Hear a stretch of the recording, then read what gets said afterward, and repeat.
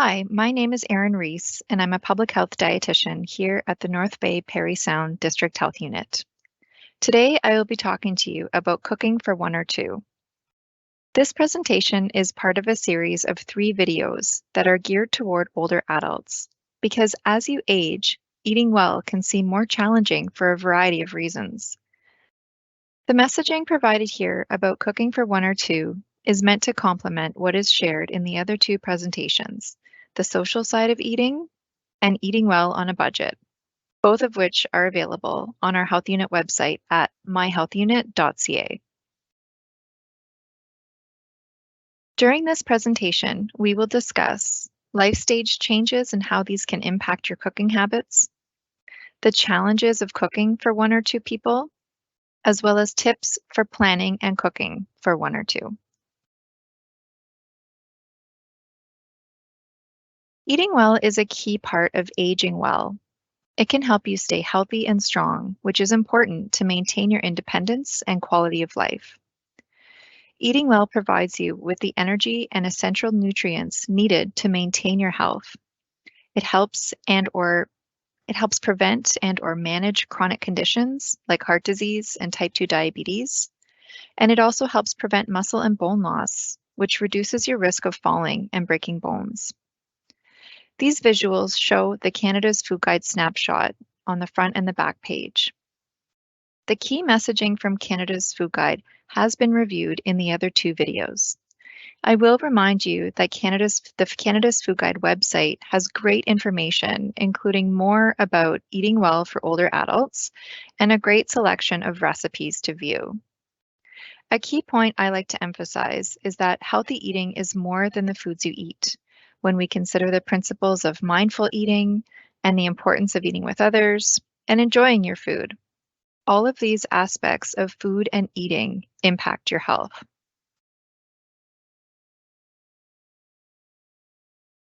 You may find it hard to cook smaller meals to serve one or two people.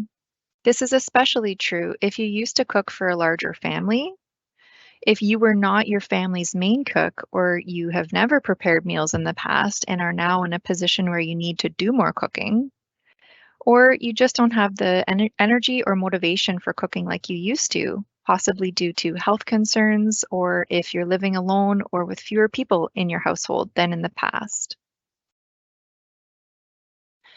And there are other reasons why people may find it hard to cook healthy meals for one or two people, including the fact that many recipes are not adjusted for small portion sizes, which adds an extra challenge for those who aren't used to doing a lot of cooking or who are used to cooking in very large quantities. Often larger bulk-sized foods are a better value than smaller-sized packaged foods, for example, meats, bagged vegetables and fruits, cheese, and there's often a deal when you buy in multiples. But you may not want to or need to buy in such large quantities, which is a challenge because it can seem inconvenient when the smaller options are more expensive. Often cooking a large batch of something isn't appealing when you only want to eat it for one or two meals, but then you tire of eating the same thing. And lastly, when cooking for one or two, it may not seem worth the trouble of cooking a big meal or doing an extensive meal plan for only one or two people. I do understand that, even though I am going to talk you through some key points about the importance of planning and overcoming some of these challenges. Are there other challenges you can think of associated with cooking for one or two? I'm sure there are others that I have not touched on.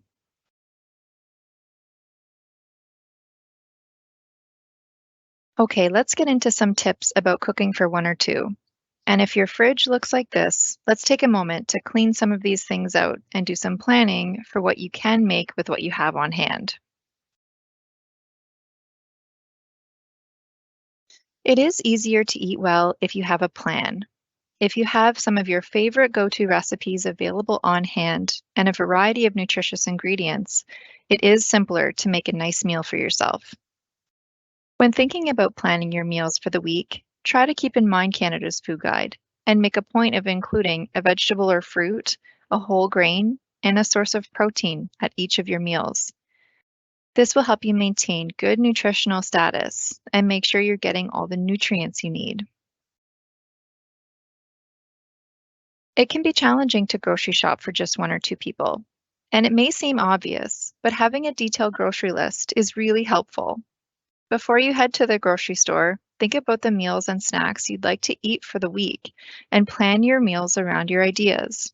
Then make your grocery list to help you remember which foods you need for the recipes you'd like to prepare.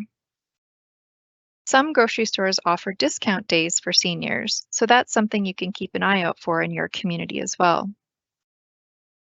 Our other presentation, Eating Well on a Budget, has more detail about menu planning and some really helpful tips on food budgeting. You can make grocery shopping easy on yourself as well by ordering your groceries online and picking them up if you have access to a computer, shopping with a friend, or using a grocery delivery service in your area to have them delivered right to your door. When you get home from grocery shopping and after putting everything away in the fridge, freezer, and pantry, it's a good idea to take some time to do a little bit of food prep if you can. Maybe getting your lettuce washed, chopped, and into a container so it's ready for a salad, or chopping up some vegetables so they're ready for a quick snack, or portioning out a bulk package of meat into smaller portions and freezing them. Taking some time to do this is well worth it and makes meal and snack prep easier, and it also helps reduce food waste. It's best to do your grocery shopping, food prep, and cooking on days when you have the most energy. On days when you're too tired to cook, have a few go-to meal ideas that only use a few ingredients and require little to no cooking. They say cook once, eat twice. Batch cooking is a great way to ensure that you have some nutritious meals on hand. Plan to make a bulk amount of a dish and freeze the leftovers for future meals. As I mentioned, when cooking for one or two, it can get boring to eat the same meals for several days when you make a large batch of something. But if you portion it out and put it in the freezer, it can help break up the time in between when you're eating that meal.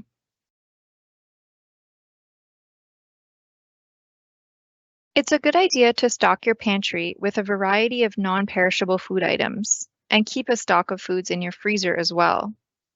You can use these items to make a few quick meals during the times you're not able to get to the grocery store. Say if the weather is bad, or if you're not feeling well, or it's just been a busy week. Ideas of foods to keep on hand include in the pantry, peanut butter, skim milk powder, canned fruits and vegetables, canned or jarred pasta sauce, canned fish, beans, and lentils, as well as pasta, rice, and oatmeal. In the freezer, it's good to keep some extra bread, some frozen meats, frozen fruits and vegetables, and a few ready-to-eat meals. This is where it's handy to have your batch cooked meals that are frozen in portions available for the times you might not feel like cooking, and it's important to have some quick options available.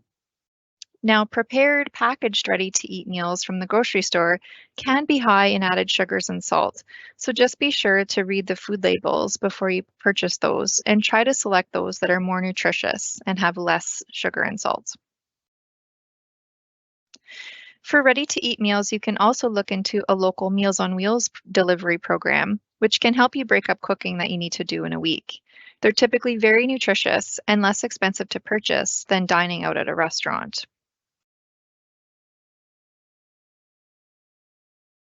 Now let's look at a few meal examples and think about applying Canada's food guide. You want to try to have some vegetables or fruit, a whole grain, and a source of protein at each of your meals, including breakfast.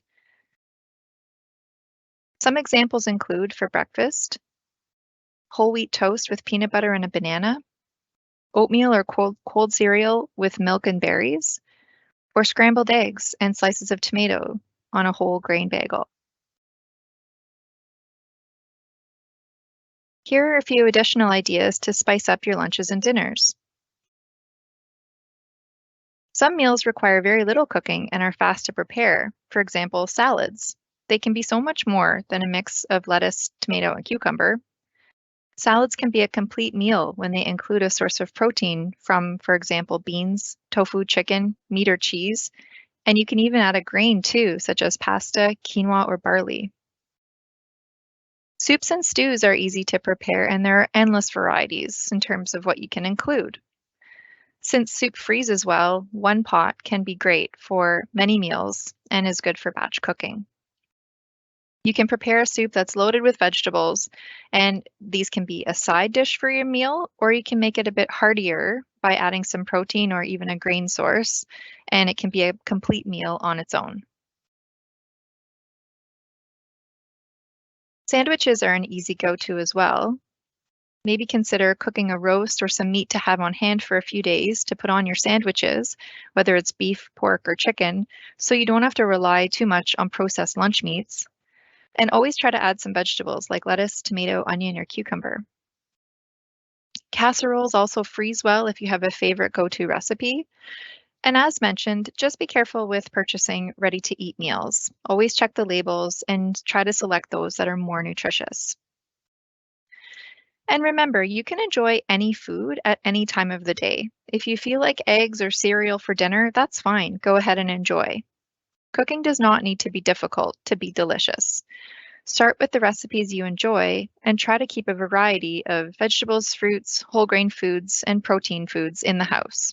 That way, there'll be always nutritious foods on hand to inspire you for your cooking. I'd like to briefly touch on the fact that healthy eating or eating well is more than the foods we eat, like I mentioned at the beginning. The presentation that we have available about the social side of eating goes into this information in more detail.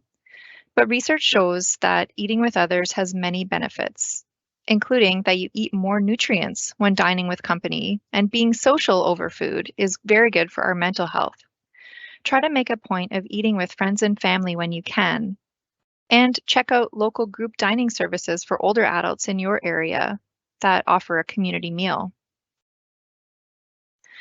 Eating alone may be difficult, but you can take steps to keep it joyful and pleasant.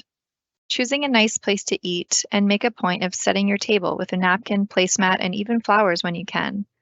You can enjoy listening to music or sitting near a window with a nice view. It's not always possible to eat with other people, but you can still enjoy preparing and eating your meal on your own. If you're struggling to eat well while cooking for one or two people, is there a goal that you can set for yourself today after hearing this information? Perhaps working on a weekly meal plan, making a point of grocery shopping with a friend, or trying to make an effort to eat breakfast? I hope there's one key tip today that resonated with you and perhaps can help you make a positive change in your diet. Much of the information today was taken from the Canada's Food Guide website and the unlockfood.ca website, which is provided by the Dietitians of Canada. I highly recommend checking out these websites for more information about eating well and for recipe ideas. If you'd like to speak directly with a registered dietitian, residents of Ontario can access free nutrition information and advice from a dietitian by calling 811. Here's how it works. When you call 811, you will connect with an advisor who will securely and confidentially collect some basic information from you and the reason for your call, and then they'll queue your call for a callback, and you'll be asked if you prefer to be contacted in the morning, afternoon, or evening. This is a great resource for healthy eating information, and we encourage you to call them if you have follow-up questions today. Thank you very much for taking the time to listen to this presentation about cooking for one or two, and have a wonderful day.